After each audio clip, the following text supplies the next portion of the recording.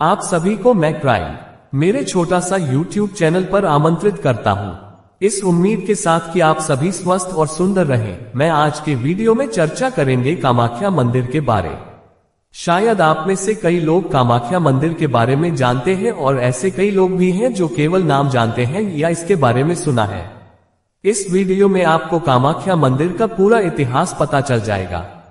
Video शुरू करने से पहले मैं आपसे तहे दिल से अनुरोध करता हूं कि यदि आपको वीडियो पसंद है तो कृपया चैनल को सब्सक्राइब करना ना भूलें। कामाख्या मंदिर असम के गुवाहाटी में नीलाचल पहाड़ियों पर स्थित कामाख्या मंदिर तांत्रिक अभ्यास के सबसे पुराने और सबसे सम्मानित केंद्रों में से एक है। ये देवी कामाख्या को समर्पित है। यह मंदिर कुलचर तंत्र मार्ग का केंद्र है और देवी के मासिक धर्म का जश्न मनाने वाले वार्षिक त्योहार अंबुबाची मेले का स्थल है। संरचनात्मक रूप से मंदिर में बाद में कई पुनर्निर्माण हुए जो 8वीं-9वीं शताब्दी के हैं और अंतिम संकर वास्तुकला नीलाचल नामक एक स्थानीय शैली को परिभाषित करती है।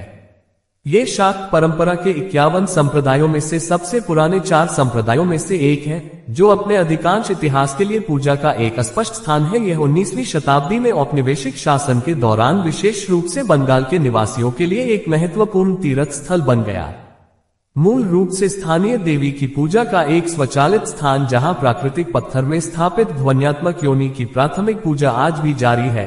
कामाख्या मंदिर की पहचान राज्य शक्ति के रूप में तब हुई जब कामरूप के मलेच्छा राजवंश ने पहली बार इसे संरक्षण दिया, जिसके बाद पाल, कोच और अहोम आए। पाल शासन के दौरान लिखे गए कालिका पुराण ने कामरूप राजाओं के वैद्य नारक को इस क्षेत्र और कामरूप राज्य का प्रतिनिधित्व करने वाली देवी कामाख्या से जोड़ा है। अगर आपको वीडियो पसंद आया तो चैनल को सब्सक्राइब करना न भूलें।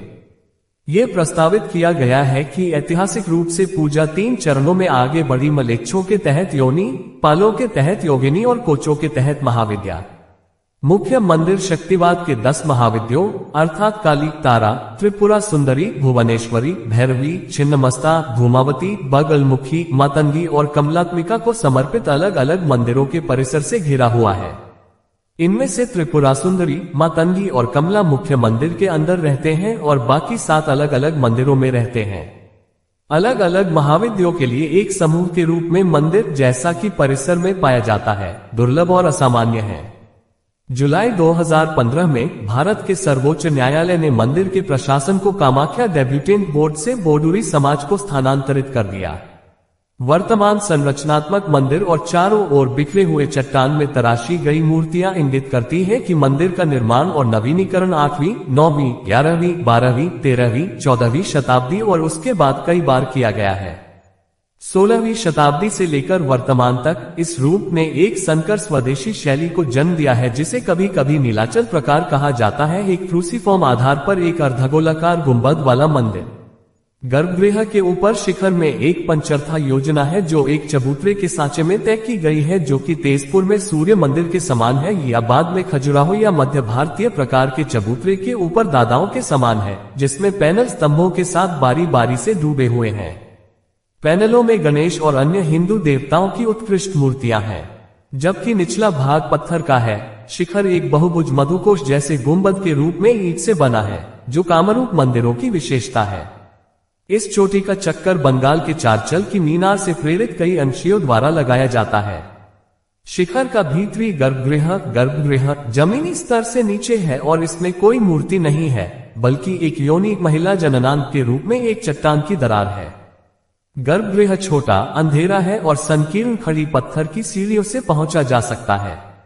गुफा के अंदर एक पत्थर की चादर है जो दोनों तरफ से नीचे की ओर ढलती है, जो 10 इंच गहरे योनि जैसे अवसाद में मिलती है। ये व्यंजन लगातार एक भूमिगत बारहमासी झरने से पानी से भरा जाता है। ये योनि के आकार का अवसाद है जिसकी पूजा देवी कामाख्या के रूप में की जाती है और इसे देवी का सबसे महत्वपूर्ण पीठ निवास माना जाता है। मंदिर में 3 अतिरिक्त कमरे हैं। पश्चिम में पहला है कलिंता, जो अचला में एक वर्गाकार कमरा है। मंदिर का प्रवेश द्वार आमतौर पर इसके उत्तरी द्वार के माध्यम से होता है, जो एक अहोम प्रकार का डोचला है। इसमें देवी की एक छोटी चल मूर्ति है जो बाद में जोड़ी गई है, जो नाम की व्याख्या करती है। इस कमरे की दीवारों पर नर नारायण संबंधित शिलालेख और अन्य देवताओं की मूर्तियां हैं। नटमंदिरा पंचरत्न के पश्चिम में फैली हुई है और यह रंगभर प्रकार की अहोम शैली की है, जिसका अग्रभाग ऊपर की ओर है और छत खींची हुई है। इसकी भीतरी दीवारों पर राजेश्वर सिंह 1759 और गौरीनाथ सिंह 1782 के शिलालेख हैं, जो इस संरचना के निर्माण की अवधि का संकेत देते हैं। बाहरी दीवारों पर ऊंची नक्काशी में पहले की अवधि की पत्थर की मूर्तियां लगी हुई हैं। इतिहासकारों ने सुझाव दिया है कि कामाख्या मंदिर शायद खासी और गारो लोगों के लिए एक प्राचीन बलिदान स्थल था और नाम की उत्पत्ति खासी देवी का मिखा है, जिसका शाब्दिक अर्थ है बूढ़ी कजिन मां। और इन दावों का समर्थन इन लोगों की लोककथाओं द्वारा किया जाता है।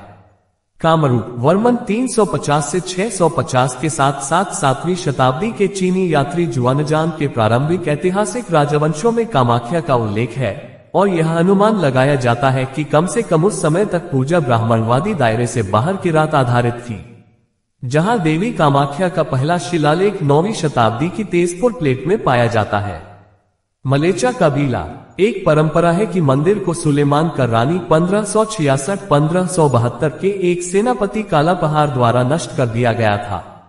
चून की पुनर्निर्माण की तारीख 1565 विनाश की संभावित तारीख से पहले की है, और चून की कालापहाड़ को पूर्व की ओर बढ़ने के लिए जाना जाता है, इसलिए अब यह माना जाता है कि मंदिर को हुसैन शाह के आक्रमण के दौरान नष्ट किया गया था, न कि कालापहाड़ द्वारा। 1498 में कामता साम्राज्य कहा जाता है कि मंदिर के खंडहरों की खोज कोच राजवंश के संस्थापक विश्व सिंह ने की थी, जिन्होंने इस स्थल पर पूजा को पुनर्जीवित किया था, लेकिन यह उनके बेटे नारा नारायण के शासन के दौरान था कि मंदिर का पुनर्निर्माण 1565 में किया गया था। ऐतिहासिक अभिलेखों और पुरालेख साक्ष्यों के अनुसार मुख्य मंदिर का निर्माण चिलाराय की देखरेख में किया गया था। अगर आपको वीडियो पसंद आया तो चैनल को सब्सक्राइब करना न भूलें। पुनर्निर्माण में मूल मंदिर के तत्वों का उपयोग किया गया जो बिखरे हुए थे, जिनमें से कुछ आज भी मौजूद हैं। पत्थर के शिखर को बहाल करने के 2 असफल प्रयासों के बाद मेघमुग्धम एक कोच कारीगर ने ईंट बनाने का सहारा लेने का फैसला किया और वर्तमान गुंबद का निर्माण किया। पूर्व कोच मंदिर के अवशेषों को सावधानीपूर्वक संरक्षित किया गया है। 1658 के अंत तक राजा जयध्वज सिंह के नेतृत्व में अहोमों ने कामरूप पर विजय प्राप्त कर ली थी, और 1681 में इटाखुली की लड़ाई के बाद अहोमों का मंदिर पर अटूट नियंत्रण था। राजा जो शैव या शक्तों के समर्थक थे, उन्होंने मंदिर का पुनर्निर्माण और नवीनीकरण करके उसका समर्थन करना जारी रखा। रुद्र सिंह ने नदिया जिले के शांतिपुर के पास मालिपोटा में रहने वाले शाक्त संप्रदाय के एक प्रसिद्ध महंत कृष्णाराम भट्टाचार्य को आमंत्रित किया और उनसे कामाख्या मंदिर की देखभाल करने का वादा किया, लेकिन राजा बनने के बाद यह उनका उत्तराधिकारी और पुत्र सिबाज सिंह था जिसने वादा पूरा किया। महंत और उनके उत्तराधिकारियों को पार्वती गोसाई के नाम से जाना जाने लगा, क्योंकि वे नीलाचल पहाड़ियों की चोटी पर रहते थे। असम के कई कामाख्या पुजारी और आधुनिक शाक्त या तो पार्वती गोसाई या नाटी और नागोसाई के शिष्य या वंशज हैं। असम की सभी महिला देवताओं की पूजा असम के आर्य और गैर आर्य तत्वों की आस्था और अभ्यास के मिश्रण का प्रतीक है। देवी से जुड़े विभिन्न नाम स्थानीय आर्य और गैर आर्य देवी के नाम हैं। बनेकांत काकती के अनुसार नारायण द्वारा स्थापित पुजारियों के बीच एक परंपरा थी कि गारो एकमात्र सत्तात्मक लोग पूर्व में कामाख्या स्थल पर सुअरों की बलि देकर पूजा करते थे। यज्ञ की परंपरा आज भी जारी है, जहां भक्त हर सुबह देवी को चढ़ाने के लिए जानवरों और पक्षियों के साथ आते हैं।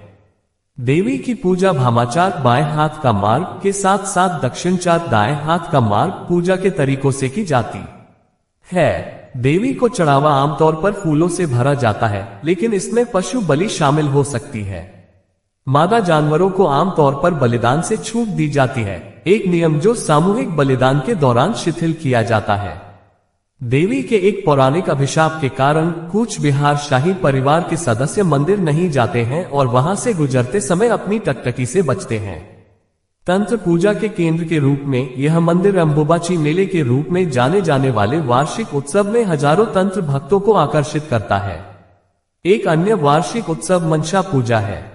दुर्गा पूजा भी हर साल शरद ऋतु में नवरात्रि के दौरान कामाख्या में मनाई जाती है। 5 दिवसीय कार्यक्रम में हजारों आगंतुक शामिल होते हैं। प्रिय मित्रों, मैं कामाख्या मंदिर के बारे में वीडियो यहाँ पे ही समाप्त करता हूँ। आप वीडियो के बारे में क्या सोचते हैं नीचे कमेंट करके जरूर बताएं। अगर आपको वीडियो पसंद आया तो चैनल को सब्सक्राइब जरूर करें। कल एक नया वीडियो लेके आपके सामने फिर उपस्थित होंगे। मैं आपको अभी के लिए शुभकामनाएं देता हूं कि आप स्वस्थ रहें और सुंदर रहें।